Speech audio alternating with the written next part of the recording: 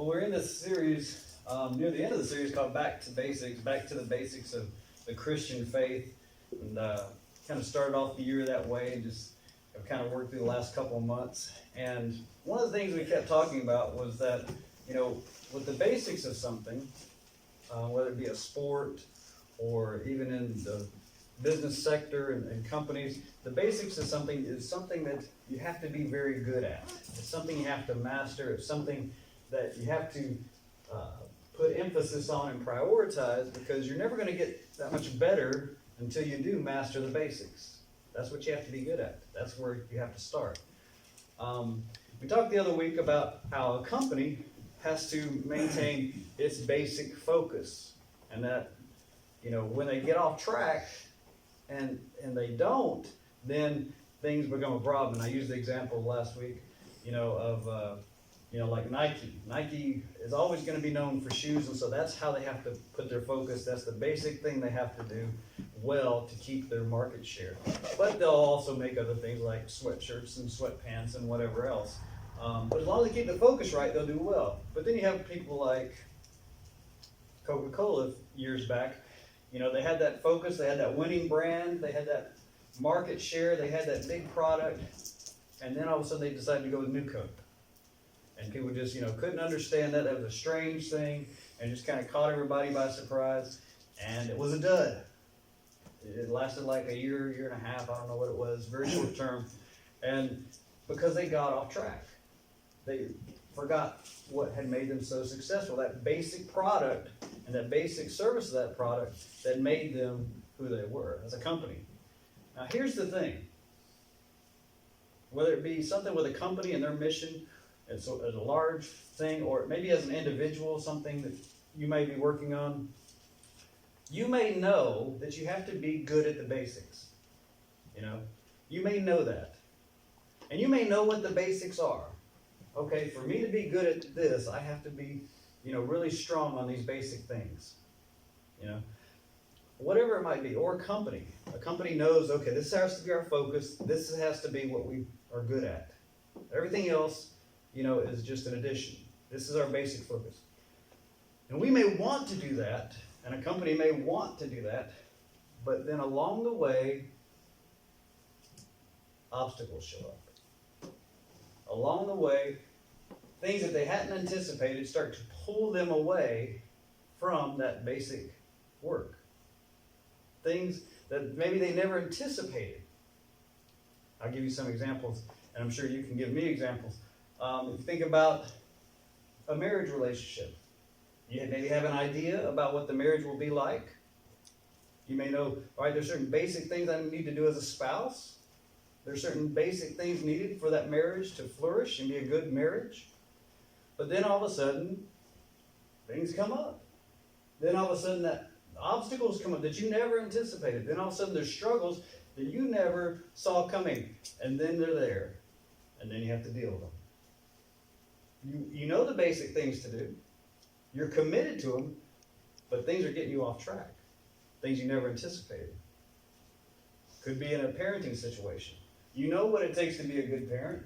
You want to be a good parent. You know the basic things that you have to be good at, but then all of a sudden you are a parent, or maybe the parent of multiple, and then all of a sudden it's a lot different and a lot more difficult than you anticipated. All of a sudden you are dealing with obstacles that you never planned for. And so it gets you off track because you are now dealing with a problem. Now, I say all that because what we were talking about last week and how we're connecting it to what this topic is that Jesus told us with our calling,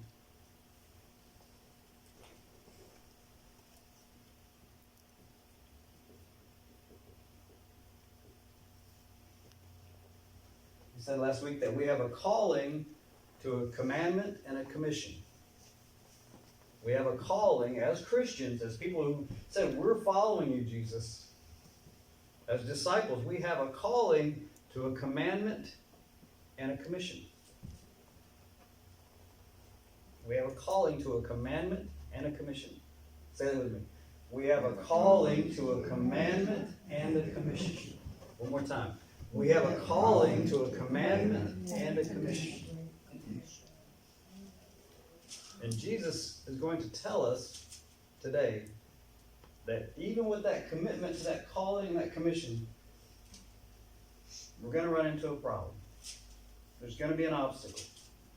And he predicted it for us. He gives us a heads up. He gives us a heads up. He goes, look, you have this calling, you have this commission, but there's going to be an obstacle you're going to have to deal with. There's going to be something that's going to be in your way that's going to be an issue for you. And he predicted it for us way back in his ministry. And so that's something that he anticipated, he predicted, and he warns us about. Let's break this apart for just a second. Our calling is a calling to sacrificial love. That's the commandment. That you love one another as Christ loved you. That's the calling of the commandment. And that's sacrificial love. Okay? That's an example of sacrificial love. That's under that kind of heading. Sacrificial love. And that's so important to the other calling, which is the calling of the commission. Because sacrificial love builds what? Do you remember? Unity. Unity. Right. Sacrificial love builds unity. It's essential. And so, sacrificial love builds unity. And you know examples of sacrificial love. I mean, you've seen or maybe heard about a fireman running into a burning building. It looks hopeless. It looks, extremely dangerous. But the fireman rushes in anyways. He's sacrificing himself for someone else. An example of sacrificial. You've probably seen or heard about the mom who, in a winter setting and she sees her child or maybe somebody else's child fall through the ice on a lake. And she just dives right in. The water's like, 32, 35 degrees. And she just dives right in. She sacrifices her life, even though it's extremely dangerous. She sacrifices her life for another. Those are big examples, but there's everyday examples where we have to, every day, set aside our selfish ways for the good of another. Everyday life, we have to have that sacrificial love. To set aside our selfish ways for the good of the other. And that builds unity in a relationship. That's why if you read in Ephesians and Paul's writing about it, he talks about submit to one another. What's he asking us to do? He's asking us to have sacrificial love towards one another. Because that will build unity. So that's our calling with the commandment. And with the commission, it's basically that we are called to point people to Jesus. That's our call, to point people to Jesus. To let them know that it's an invitation that goes out to all nations. We don't hold anything back. We don't exclude anybody. It's an invitation to all nations. And we're going to welcome them in. To those who want to be invited, we're going to welcome them in. And we are going to baptize them, disciple them, and teach them. We hold nothing back. We treat them as full members. All brothers and sisters. That's the Great Commission. So we have a calling to a commandment and a commission. And Jesus said, what we're going to look at today, there's going to be a problem. And I'm going to give you a heads up. There's going to be a problem. There's something you're going to have to deal with. And so he warns us about that. And so our focus today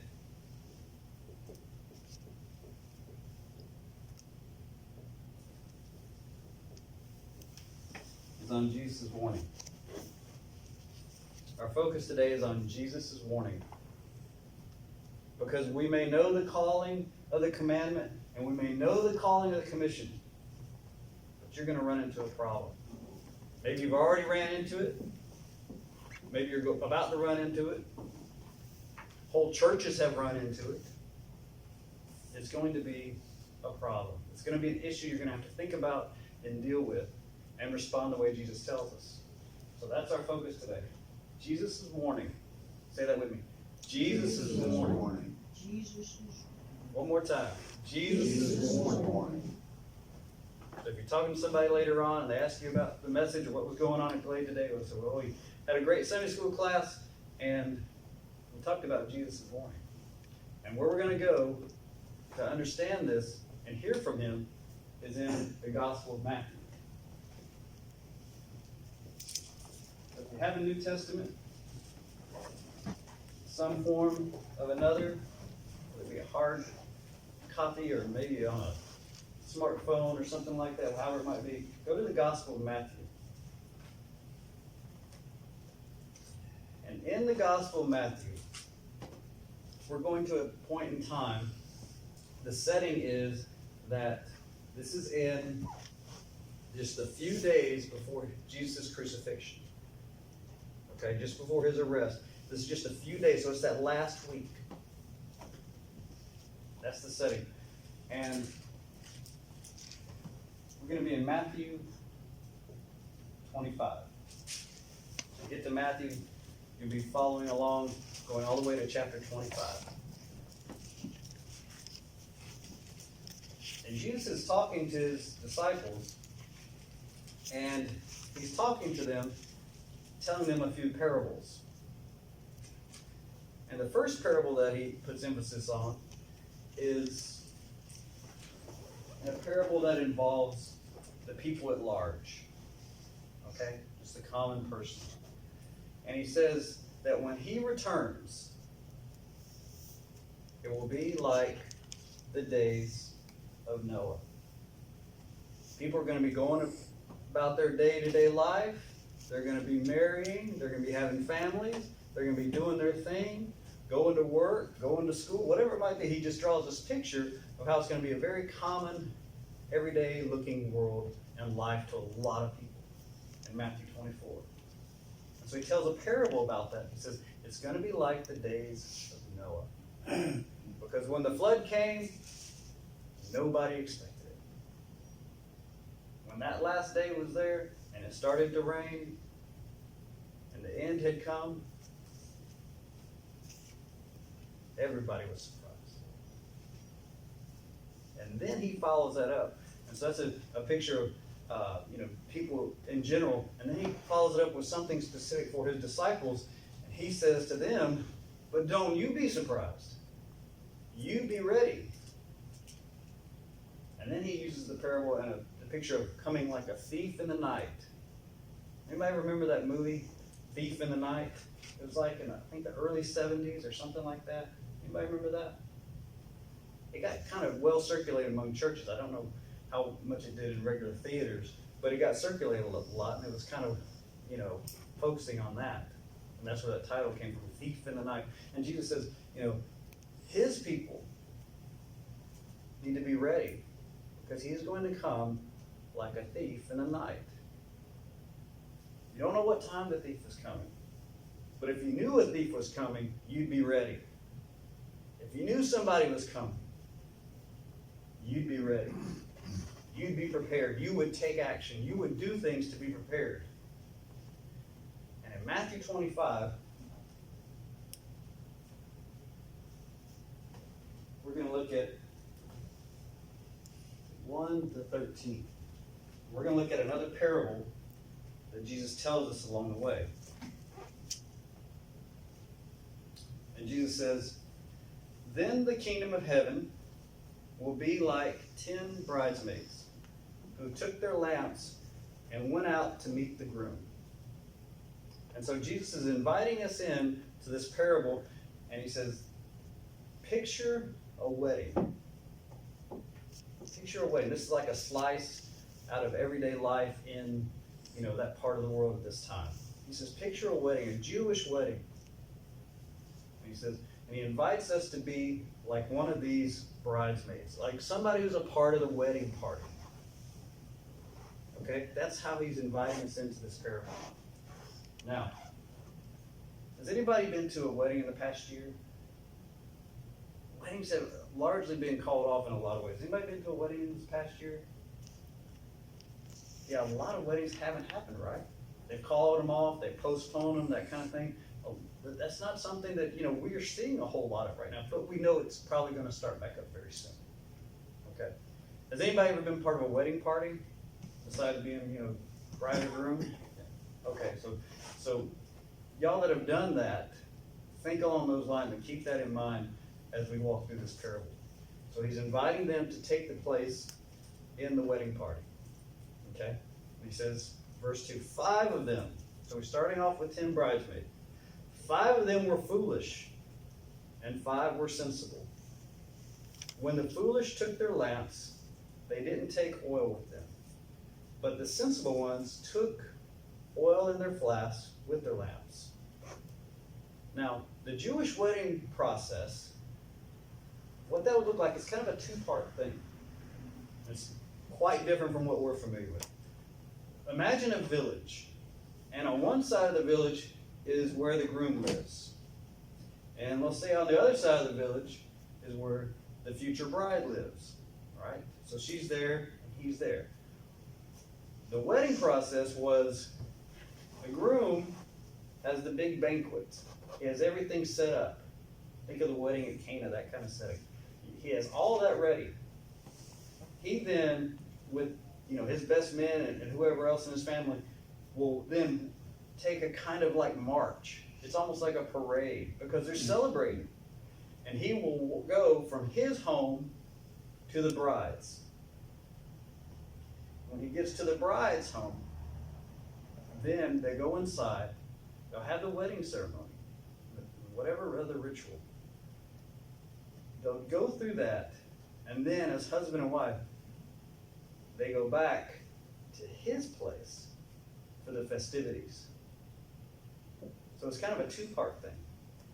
He goes to her, they're married, and then she returns with him as bride, husband and wife, to the festival at his place. So that's the process. And in this, the story is that you're one of the bridesmaids, so think along those lines. You're part of the wedding party, and 5 of them are sensible. They've got oil for their lamps. So they're going to be part of this procession. Okay, they're going to be taking part in their own way in this wedding festival. 5 of them have lamps. And 5 of them have lamps with oil. 5 of them have lamps with no. So that's the picture here. And he says, but the sensible ones took oil in their flasks with their lamps. That's verse 4. Since the groom was delayed, they all became drowsy and fell asleep. Because the groom was delayed. All right. Say that with me. Because the groom was delayed. The groom in this picture is Christ. The groom is delayed. He doesn't come back immediately. He doesn't show up when people are most expecting him. He doesn't show up when they want him to necessarily. Jesus says, through this parable, expect a delay. Now, if Jesus is telling his first disciples, his first followers in the first century to expect a delay, and he knows, obviously, that this is going to be recorded and passed down from generation to generation to generation, what is he saying? He's saying we all need to expect a delay. There's only one generation that won't, right? Out of all the generations that will follow Christ, there's only one generation that won't have that great delay. Everybody else will. And so he's preparing us for this kind of scenario. Verse 6. In the middle of the night, so this is quite an unexpected time. It's now basically midnight. In the middle of the night, the bridesmaids are asleep. But then there was a shout. Here's the groom. The party has shown up. The little parade, with the groom and everyone has shown up. They're here. Come out to meet him. In verse 7, then all those bridesmaids got up and trimmed their lamps. So they got ready. They put their lamps together. The wick and everything else that's involved. All right, they're ready. They're ready to go. They're prepared. Verse 8, but the foolish ones said to the others, give us some of your oil because our lamps are going out. So you have 5 who were ready.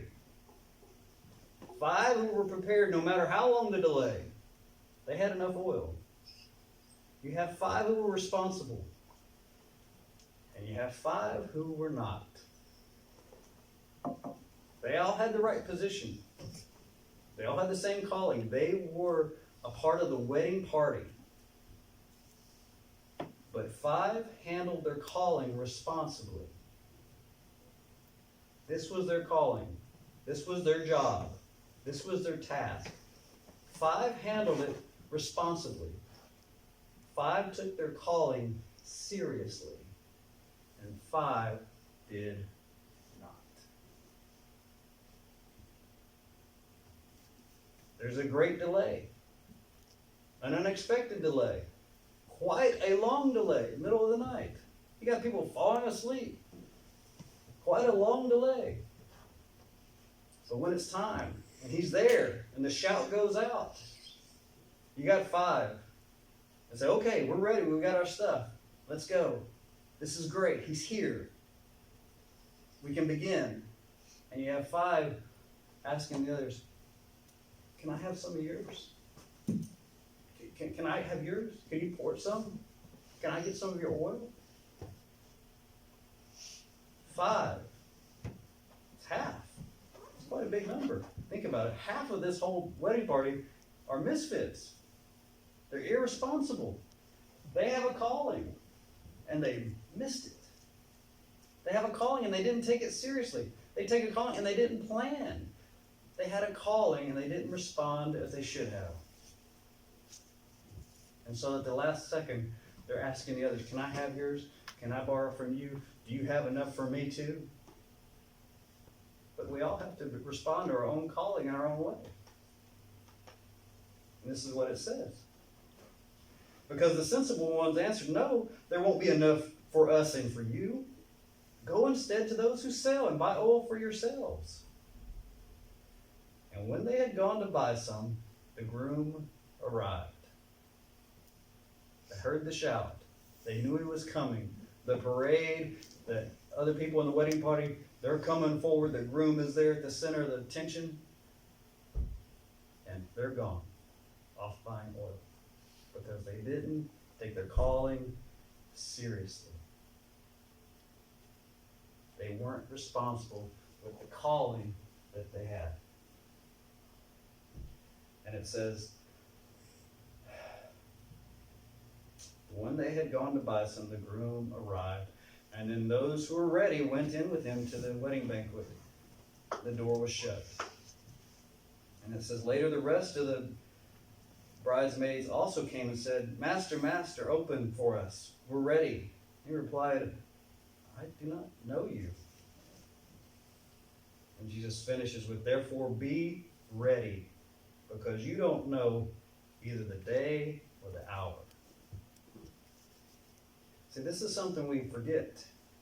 And this is something that Jesus is giving us a heads up about what's going to be a problem for us, is that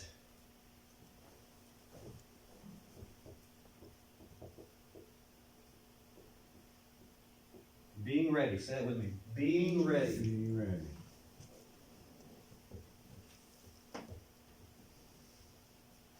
Being ready means you. Say it with me. Being ready means you.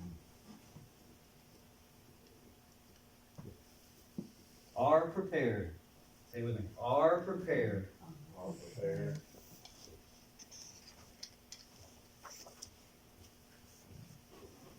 For any delay. Being ready means you are prepared for any delay. Say it with me. Being prepared, being ready means you are prepared for any delay. I messed that up. Let's do that one more time. Being ready means you are prepared for any delay. So you have a calling, and I have a calling. And Jesus tells us quite simply, could be a delay. If you're not in that last generation, when he returns, this may be a problem for you. Because you may be like one of these foolish bridesmaids and say, been quite a delay, Jesus. My mother was waiting for you. In fact, my granddaddy was waiting for you. In fact, his father was waiting for you. Been quite a delay. I don't know if I should take this calling as seriously as I should.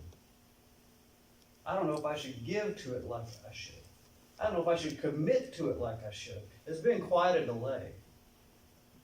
All these generations that have sat in these pews and been at Glade have been part of that delay. And Jesus says, right up front, before he's ever arrested or crucified or anything, he tells us right up front, expect a delay. Only that last generation will not experience it. So be prepared for it.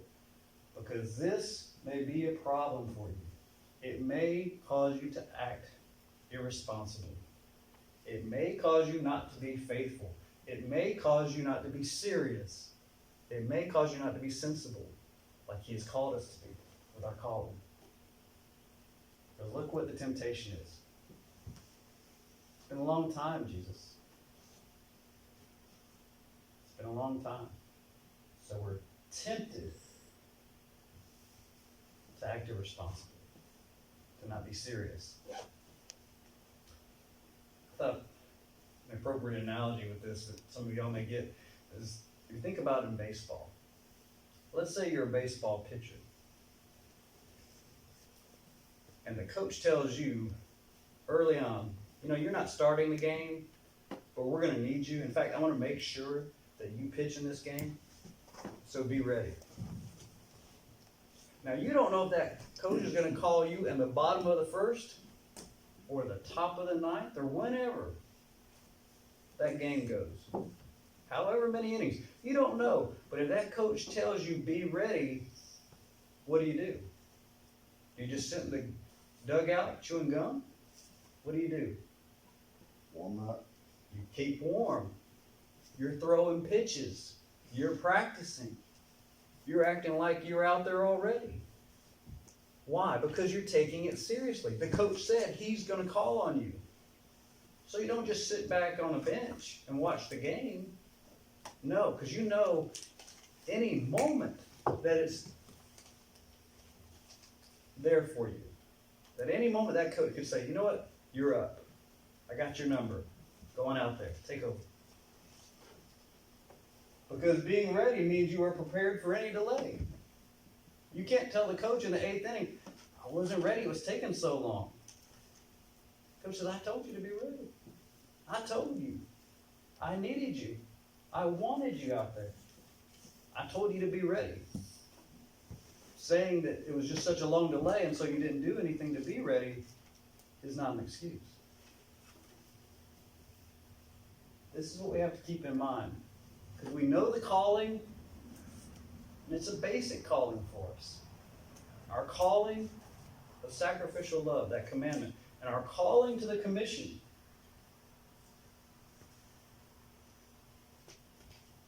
But we can run into this as a problem. And this may be the warning that you and I need to hear this morning. This is the warning. Because it wasn't that long. You read 2 Peter chapter 3, and Peter is writing about this, and it isn't that many years later. Remember, Peter's a disciple, so it's not like generations. And he's already addressing the fact that some people we call scoffers are saying, what is all this talk about him coming back? It's been so long. Everything goes on just like it always has. What is all this? They're already mocking the fact. But Jesus told them early on, be ready. Because being ready means you are prepared for any delay. Say that with me. Being ready means you are prepared for any delay. That's what I want to put on your heart this morning. To take it seriously. It's important. Don't be discouraged. Listen to the words of Jesus.